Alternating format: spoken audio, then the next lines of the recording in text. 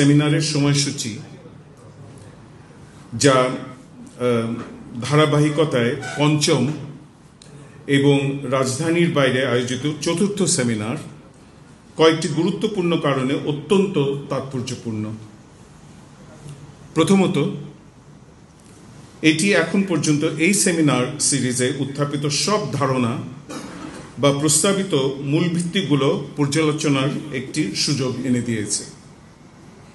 দ্বিতীয়ত, এটি এমন একটি সময় অনুষ্ঠিত হচ্ছে যখন দেশ একটি জাতীয় প্রচেষ্টার মধ্যে দিয়ে যাচ্ছে, যেখানে গুরুত্বপূর্ণ খাত ভিত্তিক সংস্কার প্রস্তাবের উপর রাজনৈতিক ঐক্যমত গঠনের চেষ্টা চলছে।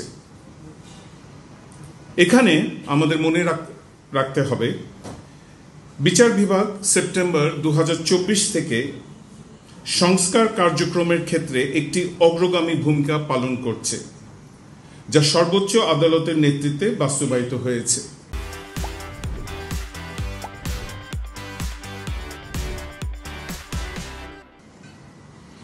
তদুপরি বিচার বিভাগের বিস্তৃত এবং বিশদ খাতভিত্তিক সংস্কার প্রস্তাবসমূহ প্রয়োজন অনুযায়ী সংশ্লিষ্ট সংস্কার কমিশনগুলোর সাথে ভাগাভাগি করা হয়েছে এবং তাদের প্রস্তাবে সেগুলোর প্রতিফলন দেখা যাচ্ছে। তৃতীয়ত, এবং এটি এখন সর্বাধিক গুরুত্বপূর্ণ বিষয়, আমি বিশ্বাস করি যে জাতিসংঘ উন্নয়ন কর্মসূচি UNDP-র সহযোগিতায় আয়োজিত আমাদের সংস্কার রোড শোগুলো এখন নিজস্ব গতি অর্জন করেছে। এর ফলে দেশের জেলা বিচার বিভাগ এবং বিচারিক ম্যাজিস্ট্রেসি তাদের সংস্কার কার্যক্রমের মালিকানা দাবি করতে আত্মবিশ্বাসী ও ক্ষমতাবান বোধ করছে, এবং এটি তাদের অধিকার।